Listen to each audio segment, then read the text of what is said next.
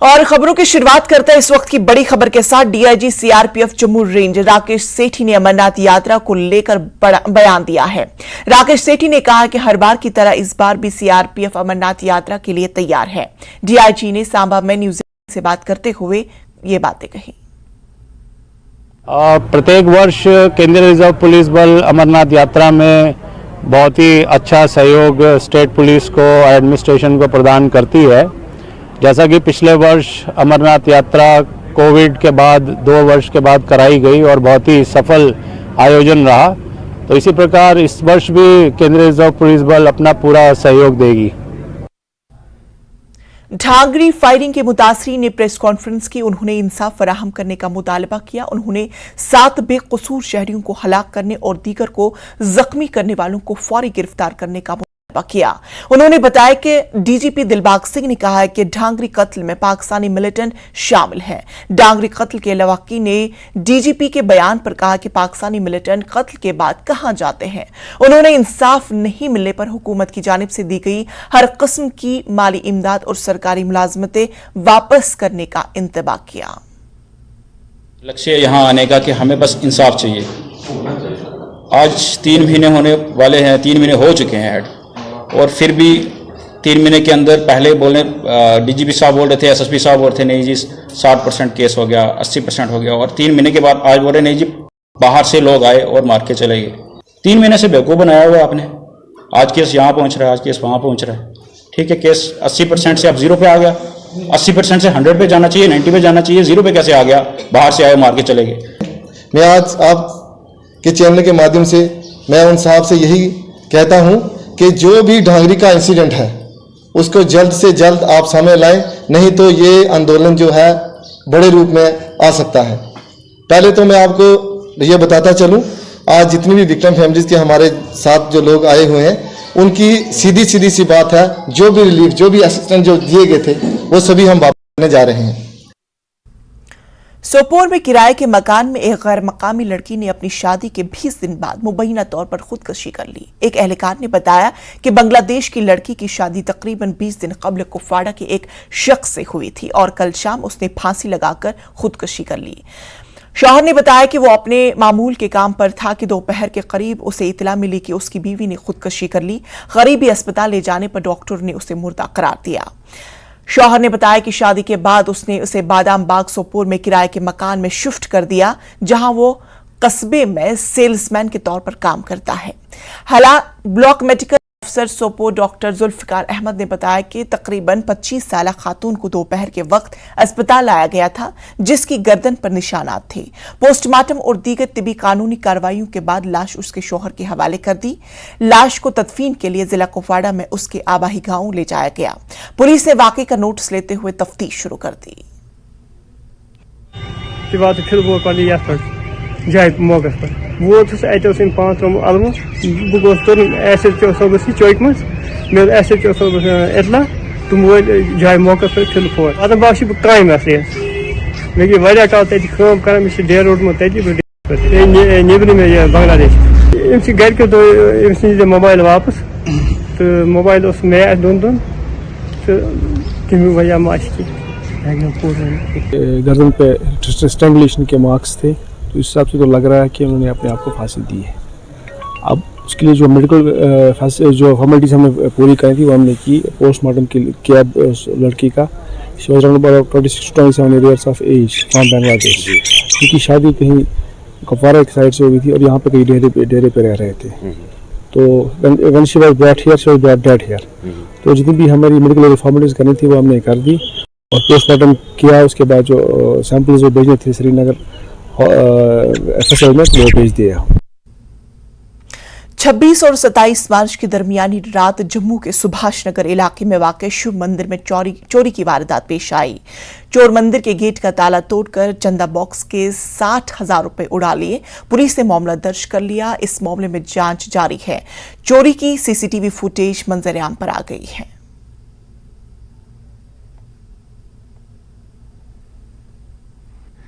इस समय हम जम्मू के सुभाष नगर इलाके में मौजूद हैं, जहां पर शिव मंदिर में यहाँ पर हम बाहर मौजूद हैं, जहां पर 26-27 यानी कि आज ही रात की दरमियानी रात को चोरों ने जो है एक चोरी की वारदात को यहाँ पर अंजाम दिया है। आप देख सकते हैं यहाँ पर ये चोरों ने सबसे पहले इस ताला जो है वो यहाँ पर तोड़ा और उसके बाद जब अंदर गया चोर तो उसके बाद जो है यहाँ जो सामने गोलक पड़ी है उसको जो है यहाँ पर खोला और उसके बाद यहाँ से जो जितनी भी राशि इसमें पड़ी हुई थी, जो चढ़तल थी, वो यहाँ से उठाकर रफू चक्कर हो गया। और आपको बता दें कि ये पूरी वारदात जो है वो सीसीटीवी फुटेज में जो है वो कैप्चर हुई है और लगातार इस सीसीटीवी फुटेज को जम्मू कश्मीर पुलिस को भी सौंपा गया है और मामला फिलहाल के लिए दर्ज किया गया है। पर चिंता का विषय इसलिए बना हुआ है क्योंकि पहली बार नहीं बल्कि 3 से 4 बार पहले भी सुभाष नगर के शिव मंदिर में चोरी जो है वो हो चुकी है। सबसे पहले इलाके का थोड़ा आपको बता दें, ये सुभाष नगर का मेन इलाका है, बिल्कुल जो जलेबी मोड़ के पास बिल्कुल ये मंदिर है और दोनों तरफ से 2400 घंटे सड़क जो है वो चलती रहती है। बट बावजूद इसके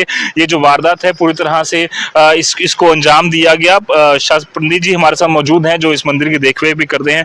पंडित जी, कितने बजे आपको पता चला ये पूरी वारदात? सर जो है हमें जो सुबह 5:30 बजे मैं मंदिर आता हूँ, 5:30 बजे आया तो मंदिर के ताले टूटे हुए थे। तो मैंने उसी टाइम कमेटी को जो है इन्फॉर्म कर दिया था। तो कमेटी वालों जो है फिर पुलिस को आए, पुलिस आई मौके पर। लेकिन हमारे मंदिर के पहले भी चोरी हुई थी, इस बार जो है शिवरात्रि का भी था और माता रानी का नवरात्र भी चल रहा है तो चढ़त काफ़ी ठीक ठाक थी होगी। तो ये हमारे मंदिर से चोरी हुई है आज रात को। बिल्कुल साफ तौर पर पहले भी जिस तरह से पंडित जी ने बताया 3 से 4 बार जो है वो चोरी हो चुकी है। कुछ स्थानीय लोग भी हैं, कमेटी के सदस्य भी हमारे साथ मौजूद हैं, जो कि कितने बड़ा एक चिंता आप लोगों के लिए बनी हुई है क्योंकि पहले भी 2-3 बार चोरी होगी और फिर से वही एक वारदात हुई है। हाल ही में एक तरफ माता रानी के नवरात्रे चल रहे हैं, दूसरी तरफ इस तरह की वारदात। ये डे बाई डे मतलब हमें समझ में नहीं आ रहा कि ड्रग्स है क्या कारण है, क्या है। यूथ मतलब डे बाई डे चोरी करे जा रहा है। मतलब हमारे लिए तो ये परेशानी बन गई है कि कैमरे लगाने के बावजूद, सिक्योरिटी देने के बावजूद, ताले लगाने के बावजूद भी चोरी हो जा रही है। मतलब ये कोई 4th से 5th टाइम हो रही है ऐसा चोरी हो रही है। मतलब जब भी पंडित जी सुबह मॉर्निंग आते हैं तो उनके लिए एक शॉकिंग रहता है कि सामने ताला टूटा रहता है और फिर वो कमेटी को इन्फॉर्म करते हैं। लास्ट टाइम क्या हुआ कि हमारे यहाँ पे कैमरे नहीं थे तो फिर पुलिस वालों के कहने पर हमने कैमरे लगाए, चोर पकड़ा गया एक बार। लेकिन अब दोबारा फिर एक बार ऐसी वारदात हुई। मतलब आइडेंटिफाई करना थोड़ा मुश्किल है, लेकिन सीसीटीवी फुटेज में आए, मुंह थोड़ा उनका फेस कवर था। तो हम चाहेंगे पुलिस इनको देखे और कंप्लेन करवाई। हाँ, कंप्लेन हमने FIR करवा दी है। लेकिन हम चाहते हैं कि लेट नाइट जो 2 से 3 का समय है ना, उस समय एटलीस्ट फ्लाइंग की विजिट रहनी चाहिए।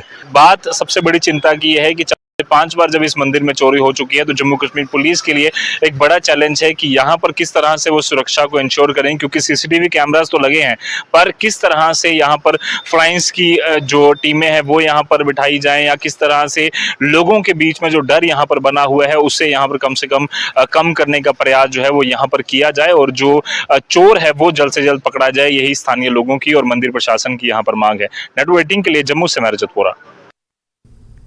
वजीर-ए-आज़म नरेंद्र मोदी ने कंवल के तने यानी नद्रू के किसानों की सताइश की है। वजीर-ए-आज़म ने कल अपने मन की बात में ढल झील में लोटस स्टेडियम फॉर्मर FPO की कोशिशों को सराहा। किसानों और इस FPO से वाबस्ता लोग मन की बात में उनका तज़किरा करने पर वजीर-ए-आज़म से इजहार तशक्कुर कर रहे हैं। किसानों का कहना है कि वो मजीद मेहनत करेंगे ताकि सब इस FPO से फायदा उठा सके। Dal lake lotus stem producers company गुज़श्ता साल शुरू हुई थी और वो लोटस स्टेडियम क्रयो AEO को एक्सपर्ट कर रही है ताकि किसानों को अच्छी कीमत मिल सके। न्यूज़ 18 के डिप्टी एडिटर शबीर अहमद ने डल झील के किसानों से बातचीत की। मिनिस्टर नरेंद्र मोदी ने कल अपनी मन की बात में कश्मीर की एक तरीके से सकाफती सब्जी नद्रू का जिक्र किया है। कमल ककड़ी कहिए, लोटस स्टेम कहिए या कमल डंडी कहिए, जम्मू कश्मीर में जो किसान इसके साथ वाबस्ता है वो काफ़ी खुश हैं। वो काफ़ी खुश इस बात से हैं कि कमल डंडी का मज़ा तो कई लोग लेते हैं कि लेकिन प्राइम मिनिस्टर ने किसानों की बात की है जिसकी मेहनत इस कमल डंडी की काश्त में लगती है। किसानों से आपकी बात कराएंगे और जानेंगे कि किसान किस तरह खुश है और इस कमल डंडी का जो कारोबार है वो इस FPO के ज़रिए किस तरह पूरी दुनिया में ये फैल रहा है।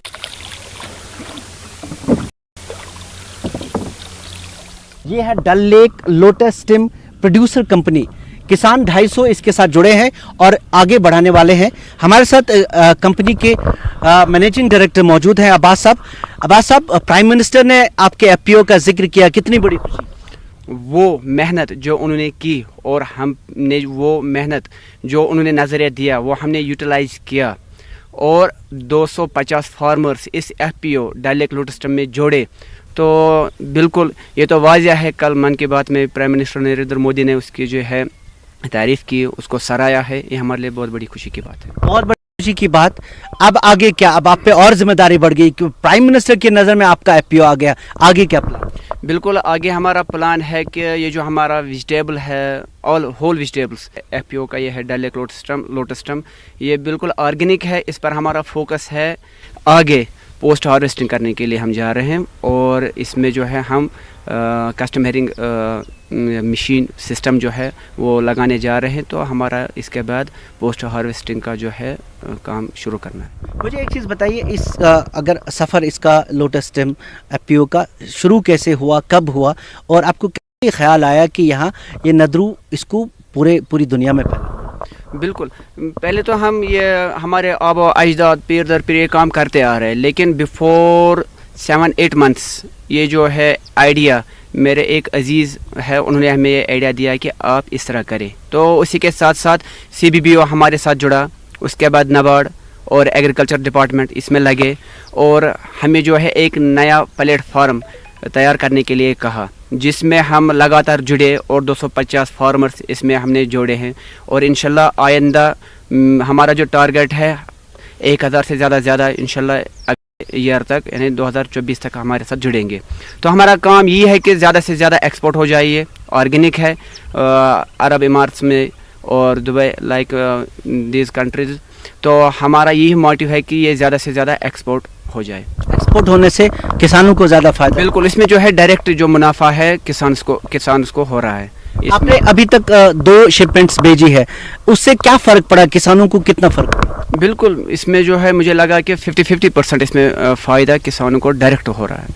इसमें बीच में कोई ब्रोकर्स वोकर्स नहीं आ रहे हैं, सीधे डायरेक्ट फार्मर्स को इसका जो है बेनिफिट जा रहा है। पहले क्या होता था? बिल्कुल, पहले तो इसमें ब्रोकर्स आते थे, पहले किसानों से लेके वो जाते थे मंडी में जाके देते थे वो दुकानदारों से जो है फिर कस्टमर्स तक जाते थे। इस वक्त डायरेक्ट ये जो किसान है मंडी के बजाय डायरेक्ट एक्सपोर्ट कर रहा है दीगर ममालिक में, तो सीधे से मतलब कि सीधा जो है प्रॉफिट इनके अकाउंट में जा रहा है। सड़ा खुश नरेंद्र मोदी रात मन की बात मज वोन इस नदरू करे बाकी मुल्कन मज नदरू सारी खेवान मगर अहम कुन त मुल्कस वातन सड़ा खुश अम चीज में वनस मज बड़ शुक्रिया करान तमाम किसान डल मीर बहरी हज इलाक कत कर मन की बात मज सड़ा खुश अत मज तो पकड़ा सोन मिशन बोट बोट।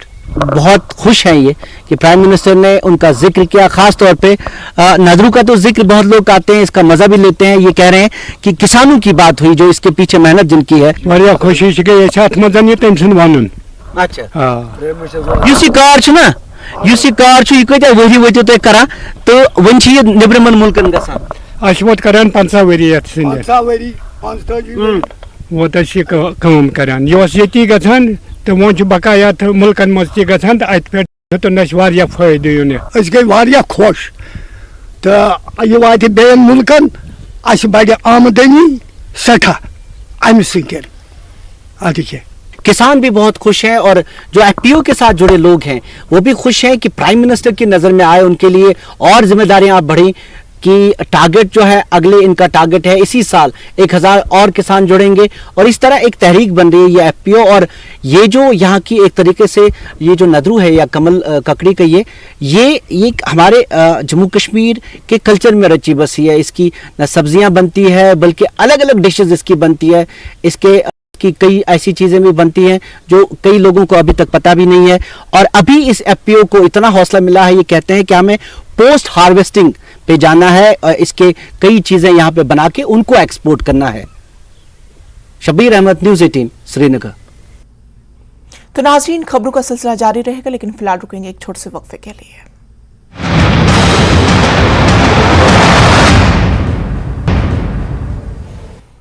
ब्रेक के बाद फिर से आप सबका इस्तकबाल करते हैं और अगली खबर का रुख करते हैं।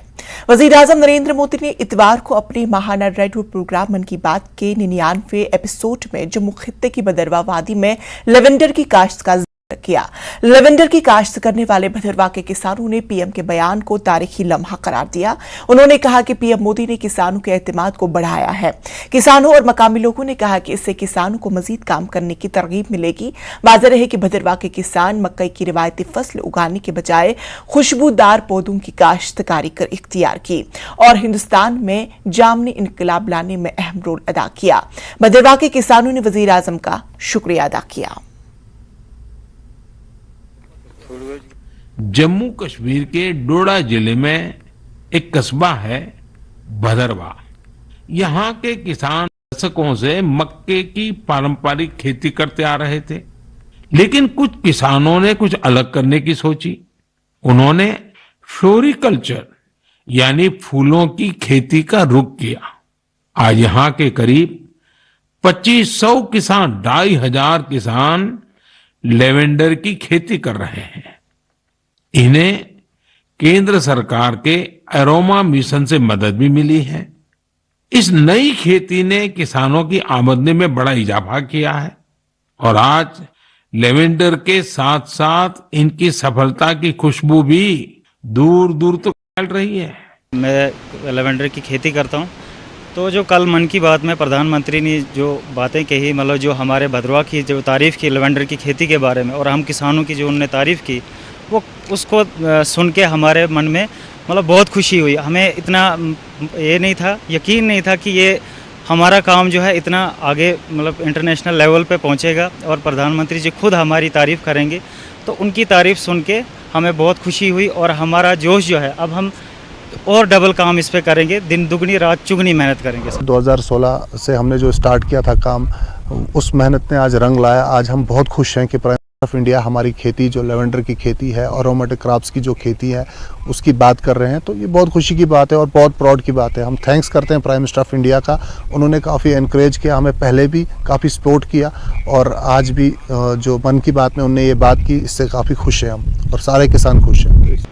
यहाँ के किसान तो एक कोशिश कर रहे हैं, लेकिन यहाँ पे मीडिया का जो रोल है और खुसूसन न्यूज़ 18 का रोल जो है इसमें बहुत सराहनीय है। क्योंकि मैं देख रहा हूँ काफ़ी अरसे से 3-4 सालों से जिस तरह से न्यूज़ 18 की टीम जो है भदरवा और भदरवा के मुल्का इलाकों में जाके लेवेंडर की जहाँ हो रही है उसको वहाँ पे हाईलाइट करते हैं और कैनवसिंग करते हैं। मुझे लगता है कि आने वाले वक्त में जो प्रधानमंत्री का कल का भाषण था भदरवा के बारे में और जिक्र करना बहुत बड़ा संगमील है। इससे न सिर्फ यहाँ पे लेवेंडर की खेती जो है उसकी पैदावार बढ़ेगी और ये जो नारा है घर घर लेवेंडर, ये जो है ये बहुत बड़े लेवल पे आएगा। यहाँ का टूरिज़्म भी बढ़ेगा, क्योंकि जब किसी मुल्क का प्रधानमंत्री, वो भी हिंदुस्तान जैसे मुल्क का प्रधानमंत्री, जब किसी इलाके का जिक्र करता है और वो भी लेवेंडर के बारे में है, तो मुझे लगता है ऑनरेबल प्राइम मिनिस्टर का कल का जो भाषण है उसमें भदरवा का जो मेंशन है ये बहुत बड़ा खुशाइन कदम है। लद्दाख के LG retired brigadier doctor BD Mishra ने एसएसएम ऑडिटोरियम में लद्दाख लिटरली कॉन्फ्रेंस के 3रे एडिशन में शिरकत की। एलएएचडीसी के चेयरमैन फिरोज अहमद खान ने एलजी को करगिल की सकाफत से वाकिफ कराया। इस प्रोग्राम में लद्दाख की शीना, बल्ती, दादर, पुरखी जबान के कलमकार मौजूद थे। एलजी ने अपने खिताब में लद्दाख की मुनफरद सकाफत के तहफ़्फ़ुज़ पर जोर दिया। एलजी ने करगिल की तरक्की के लिए काम करने का अज़्म दोहराया। इस मौके पर मुख्तलिफ स्टॉल्स लगाए गए थे। आजकल हमारा लिटरली कॉन्फ्रेंस हो रहा है, ऐसे मौका था बल्कि कोर बेंसा ऐसी मुश स्कोर ऐसे कल्चर स्कोर हेम गंगमान क्रीम्स गंगमान स्कोर बेंसा राजनेस तो हम मौका ऐसी पहली बार थोबी तो ऐसी पेचमा ठालो बेल और जवान गामा क्यान गोत्तोगा थबांग को स्टेटस गोत्तोगा दर्द शिंग दर्द आरिया थबांग मा सल्पो बो मिस्टो दे हागो बोल और इज्जत गा ऐसीरा रुतबा गंगमा तोम जैसे थोबो बोल होस पेचकात जवान है गंगमान जिमास जुचुस की सीसा राव मुशपो नाम शा मुश सुमाती सीसा होस कोर बीचा होस कोर राजा और कात शुतो था जैसे कि मैं ड्रेस फुनी हां ऐसी ड्रेस पुगा सीसा फुनी बाया तुम ये मैसेज बेत आशुजा को जाए। बहुत हम खुश हुए कि एलजी साहब बनफ़्स नफ़ी से तशरीफ़ लाया और 1 घंटे हम लोगों को सुना। उनका वक्त बहुत कीमती है, लेकिन इससे ज़ाहिर होता है कि वो यहाँ के कल्चर और यहाँ के लैंग्वेजेस को कितना चाहते हैं, उनको प्रिजर्वेशन करने, उनको बढ़ावा देने के लिए वो कितना संजीदा है, इससे ज़ाहिर होता है। हम उम्मीद करते हैं कि वो इस सिलसिले में इक़दाम उठाएंगे। आज हमले वालों को यहाँ गर्मजोशी के साथ इस्तकबाल कर रहे हैं और हमारे जो खत्ते लद्दाख में जितने भी जो ज़बानें बोली जाती है उन ज़बानों को आज हमें पता चला। बहुत सारे को पहले इस तरह के प्रोग्राम नहीं होते थे तो हमें पता नहीं होता था। आज यहाँ हर किस्म के ज़बान के जो यहाँ पर राइटर्स है, यहाँ पर पोइट है, इन्होंने अपना जो है यहाँ पर मुजाहिरा करें। आप सबको खबर है कि आज ऑनरेबल लेफ्टिनेंट गवर्नर की शुभ हाथों से लद्दाख लिटरेचर फेस्टिवल का जो 3रा एडिशन है वो इनॉग्रेट हुआ। इसमें जो है हमने मोर देन 150 जो हमारे लिटरेरी फील्ड के हैं, जो स्कॉलर्स है, राइटर्स है, पोइट्स है या शॉर्ट स्टोरी टेलर है, उनको दावत दिया है पूरे खत्ते लद्दाख की अलग अलग कोनों से। और आपने देखा कि मेगा इवेंट्स करते हैं, ज़ांस्कर फेस्टिवल जैसा जो खत्ते लद्दाख का सबसे बड़ा इवेंट है।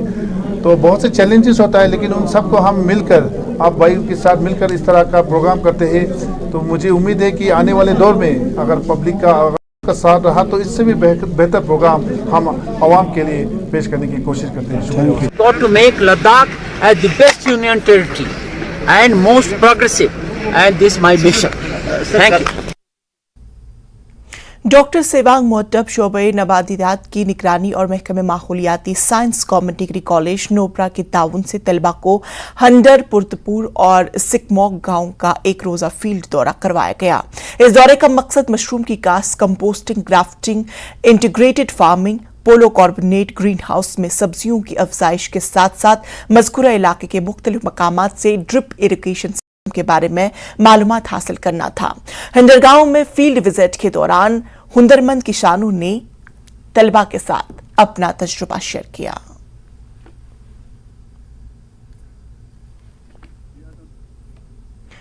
जम्मू के मेयर राजेंद्र शर्मा ने अवाम से अपील की कि वो रामनवमी के मौके पर तवी नदी में पॉलीथीन साग को न डुबाएं। जम्मू में मीडिया से बात करते हुए मेयर ने कहा कि दरियाई तवी में मसनूई झील का काम जोरों शोर से जारी है, इसलिए लोगों को इसे साफ रखने की कोशिश करनी चाहिए। उन्होंने कहा कि दरियाई तवी के बजाय रणबीर नहर में खोली साग को डुबाया जा सकता है। उन्होंने लोगों से अपील की कि वो जम्मू के दरिया को साफ रखने में जेएमसी की मदद करे ताकि मसनूई झील का काम जल्दी मुकम्मल हो सके। यहाँ ये बात बताना जरूरी है कि एक मजहबी रसूम के तौर पर अकीदतमंद नवरात्र के इख्तिताम के बाद दरियाई तवी में साग को डुबोते हैं। सूर्य पुत्री तवी को पवित्र रखें, पॉलीथीन का इस्तेमाल ना करें और साग का विसर्जन नहर में करें। हमारी लेक बनने जा रही है अगले साल और अभी से हमें उसका पानी स्वच्छ रखने के प्रबंध करने पड़ेंगे।